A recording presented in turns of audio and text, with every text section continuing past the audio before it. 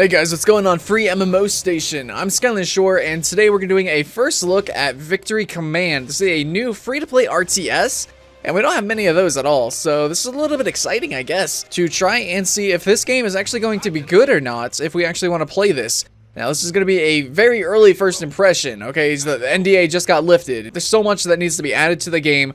I said needs because this game is truly lacking right now. But in the end, it is very early, and I can't really say for certainty if this game is going to be good. It might even be great. But right now, how I feel about it, that's all I can tell you. FreeMMOStation.com.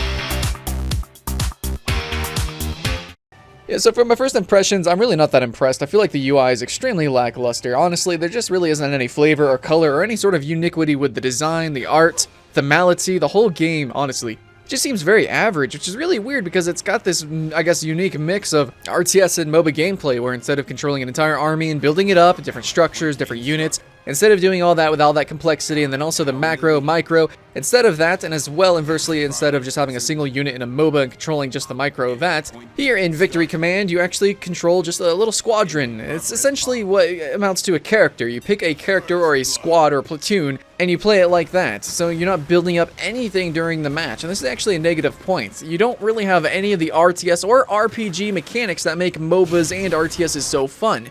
Yeah, the gameplay is rather static, to be honest, and I really enjoy MOBAs because I like getting different items, I like checking out different abilities to level up, different skill builds, etc., etc. I enjoy that of MOBAs, and I think the game has a lot of depth and a lot of flexibility with that too. Every game feels different because of this, and RTSs is very similar too. You don't have abilities or anything like that, but you can produce different structures, different units, tell them to do different things, and you have a whole map to go and wander around in. You don't have these objectives like you do in Victory Command, and I feel like Victory Command really could have expanded upon that. Like if you have different bases, you can build upon those bases, and then if somebody takes it over, they take over your units and structures, so you have to be aware of that. I think stuff like that could be cool, but the truth is that Victory Command really takes nothing from RTSs other than the control scheme, and it takes nothing from MOBAs other than the fact that it's a simplified RTS. But in the end, you're not going to have any of the things, reasons why you enjoy RTSs or reasons why you enjoy MOBA. I really don't feel like those reasons are there. Now, this might be focused on toward a niche crowd or a niche environment because it's still a very strange game. It still is blending the two genres.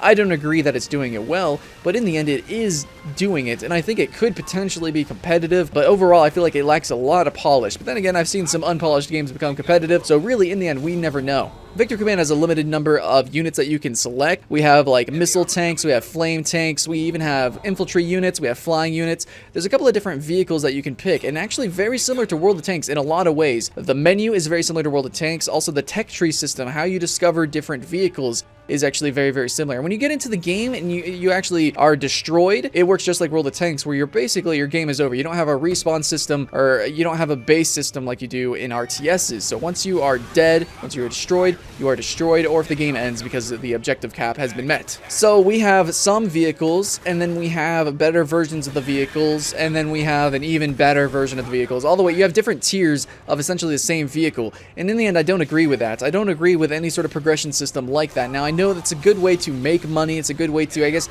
help new players get accustomed to the game. But in the end, I really prefer Smite, and I prefer Dota's approach to competitive gaming, where everybody pretty much is on extremely even footing, if not completely even footing, just like in Dota 2.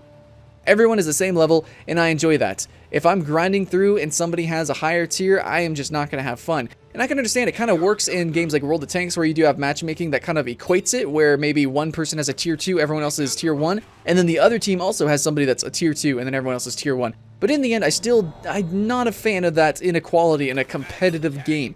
And since this is merging RTSs and MOBA, I would kind of imagine that it might want to be competitive. Overall, I felt its color scheme and its design was just really dark, and it just felt very old. It felt like this was a 90s game. In fact, I could totally see this game being a popular 90s game, maybe even AAA. But in the end, we are in 2015 now, and even free-to-play games are expected to be of a AAA quality, because free-to-play does not mean a cheap game. Free-to-play is AAA. Free-to-play means that it is a good product, a good service, and it just happens to have a different monetization. We as players expect the best, and I feel like we are not getting the best, and that's my personal opinion. That's probably a little bit biased. I am a MOBA player, so I expected a lot more mechanics out of this game. I expected also really more strategy, because I understood that it's trying to be like an RTS. Me, myself, I'm actually currently learning StarCraft 2 right now, and I actually am a big fan of the free-to-play RTS Little War game.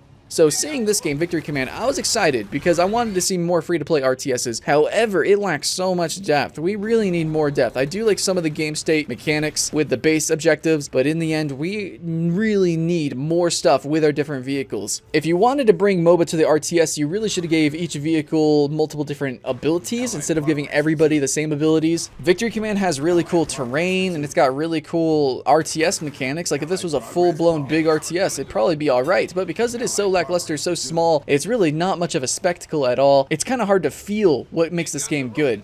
So as a first impressions, guys, I can say I'm not really feeling it. So overall, there's a lot of really small details and mechanics that make the game interesting, at least for a professional player or a competitively viable player like myself in MOBAs, and also I'm a newcomer to RTSs, so I thought this game might have been a bridge for me, but here I am right now and just kind of wishing that the game had a little bit more. Everything was just kind of point and click. I wish there was more skill shots. I wish there was more custom abilities, but overall, this feels like a grind treadmill or a money mill where basically you just want to incentivize people to grind or just pay money to skip the grind in order to get to a competitively viable spot. But you got some really interesting mechanics. Sure, all those mechanics and all these ideas are certainly borrowed from MOBAs and RTSs like Bushes from League of Legends, Fog of War from normal RTSs, but really you need to start getting some of the bigger and grander ideas from these MOBAs and from these RTSs that you really enjoy and love. And it's a really good developer working on this that actually has an acclaimed RTS, so I'm very hopeful, and I really hope that the publisher allows them to create and mold a really good RTS, free-to-play RTS from this game. I want this to be a really nice real-time strategy multiplayer online battle arena. It could work, but right now, this definitely feels like a super pre-alpha rather than a beta. I'll say I'm still hopeful for it, but overall, I'm just also not impressed. Again, my bias is I play MOBA, so I really like the characters in MOBA, and I just feel like this game has no character. That's it. That's all I'm going to say, guys. I'm Scarlet Short with FreeMMOStation. Thank you very much for watching my first impression. We got lots more first impressions, top 10s, and other, well, free-to-play goodness coming up if you want to like and subscribe, and stay tuned for that. We'll see you again next time.